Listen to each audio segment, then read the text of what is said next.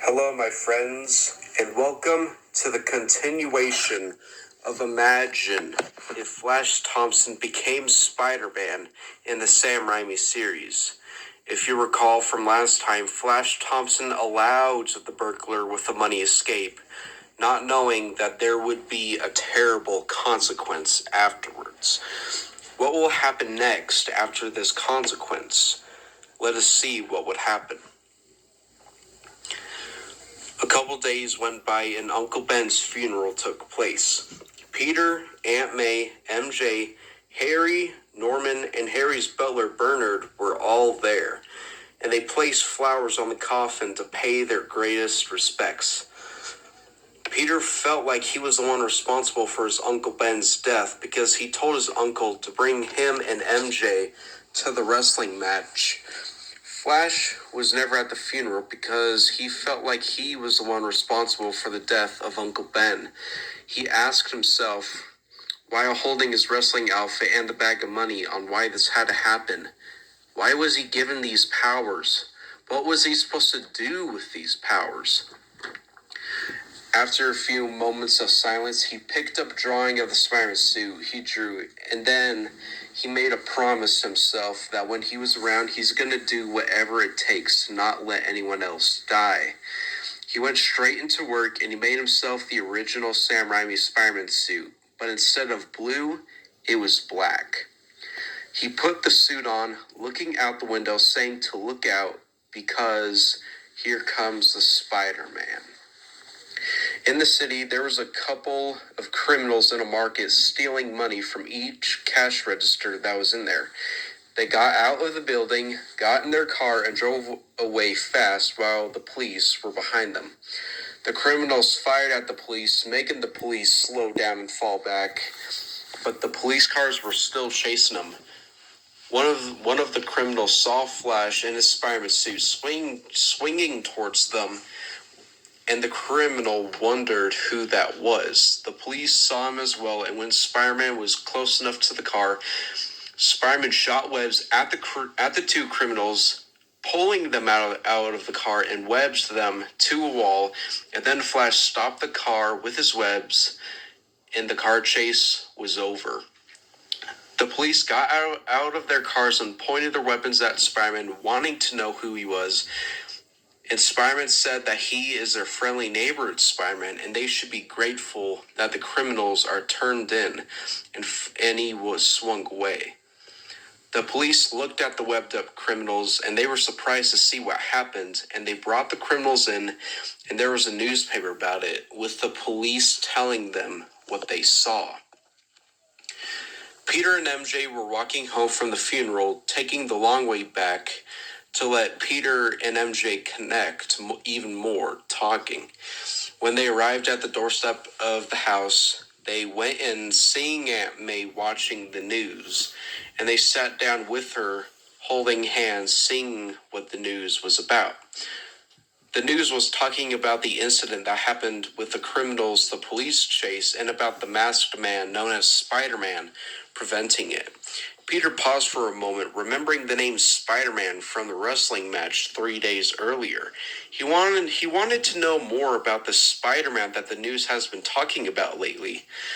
And then on the news, it showed a police officer that witnessed the scene explain everything that happened. The officer explained everything about Spider-Man. His costume look, his humor, his powers, everything. The police officer also said that he said something about being grateful that the criminals were being turned in, and they don't know why he stopped the criminals. Peter was surprised to see and hear on what the officer said, including MJ. They both saw Spider-Man in the wrestling match, fighting Bonesaw just for the money, but they never saw Spider-Man out in public not doing it for money. Flash was swinging further into the city, feeling good about what he did as Spider-Man, and then his spider senses went off, and he went into an alleyway, seeing a woman on the ground with a man pointing a gun at her. about to take the woman's purse. The man was about to shoot the woman until Flash shot a web at the gun, pulling it away from the man, and told the man that is no way to treat a girl. And the man was about to run with the purse until Flash shot webs at him, pulling him back, making the man drop the purse. Flash then grabbed the man by the throat and threw him to the wall and webbed the man up. Flash went to the purse, picked it up, and walked over to the woman, helping her up. The woman thanked Flash, and Flash gave the woman the purse, telling her that he is glad to help, and he swung away. The woman noticed a sheet of paper in her purse, and she pulled it out, and it read, "That hope will prevail. From your friendly neighborhood Spider-Man." The woman smiled exceedingly, knowing that there was a protector among them, and she went out of the alleyway, calling the police, telling them what happened, and the police arrived, taking the webbed man away. And there was another newspaper in another breaking news saying Spider-Man prevents woman from getting shot. Over the past couple of weeks, Flash's fame as Spider-Man went on, and Flash felt proud for it. Not about being noticed or being famous, but he felt proud for protecting the people and the city to make it much more safer. It was the day of the high school graduation, and everyone was there celebrating, full of joy. Peter was also there, and he knew that his Uncle Ben would be proud of him if he was there, still missing him. Norman came to Peter, congratulating him, and asked Peter what he was planning on doing for a job, and Peter said that he was not sure yet. Norman told Peter that with his great skills, he can accomplish many things. Norman then asked Peter if he wanted to work with him at Oscorp, and Peter, without a doubt, accepted the offer, and he felt very good working for Oscorp because that is what he always dreamed of doing. When the people started to leave, MJ saw Flash about to leave, and she wanted to tell Flash something. Flash saw MJ, and he had a smile on his face, asking MJ how she has been lately. And MJ said that she was doing fine, and MJ asked the same to Flash, and Flash said that a lot has been happening lately, but he was able to manage it. MJ told Flash that she was sorry if she offended him with a breakup thing, and Flash said that it was fine and they could still start over. MJ said that she has already moved on, and Flash got a little mad, begging MJ for another chance, but MJ said no. Flash got mad, saying to MJ that he never wants to see her again, and he walked away, and MJ cried right there, feeling very offended by Flash's behavior.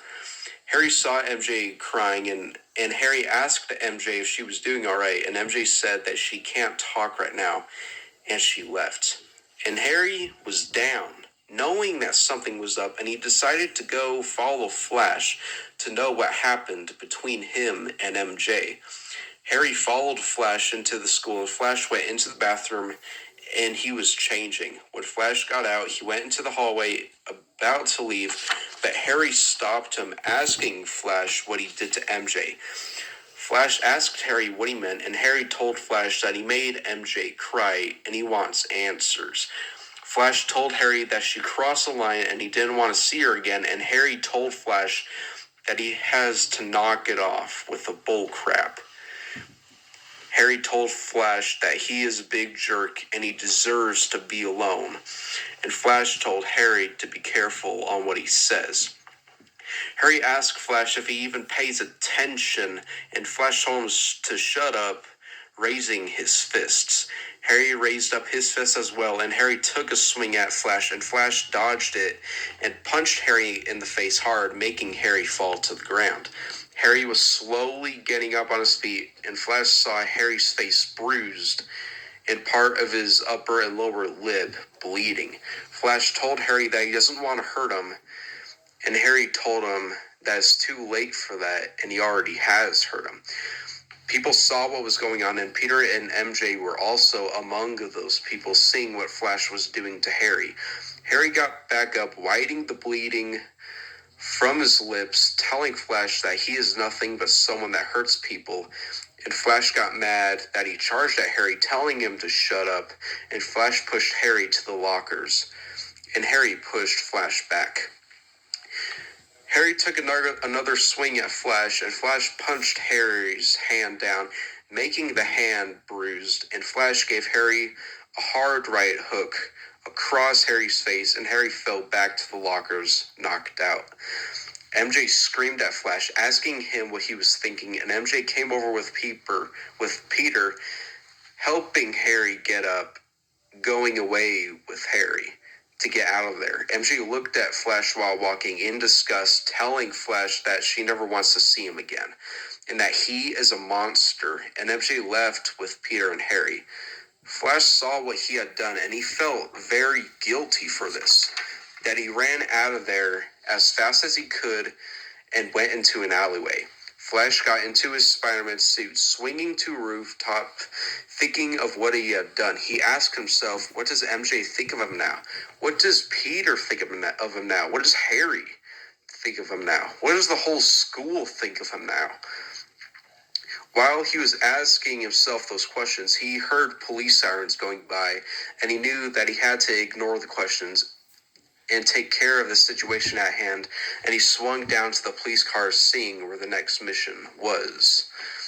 Harry was brought to the Osborn residence, and Norman saw his son's face bruised and bleeding, and wanted to know what happened. Peter told Norman that there was this guy that they know, named Flash, that took him on, injuring him badly. Norman yelled out to Bernard for him to come out, and when Bernard came out, seeing Harry in his condition, Bernard brought Harry, MJ, and Peter to Harry's room, helping him with his wounds.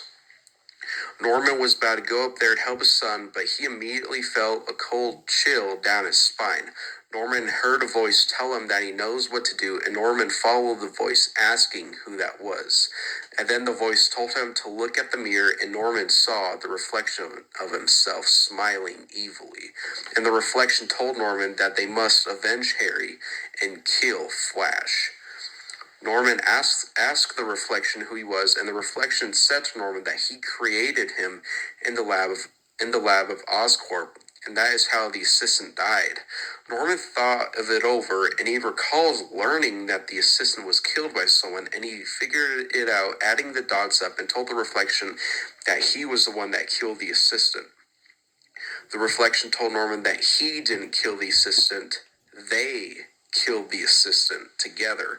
Norman became scared, and he told the reflection that he is mad. And the reflection told Norman not to focus on the past, but to focus on what was going on now. The reflection told Norman that they saw what happened to Harry, and they must avenge Harry by killing Flash. Norman was unsure if he wanted to do this, but he obeyed.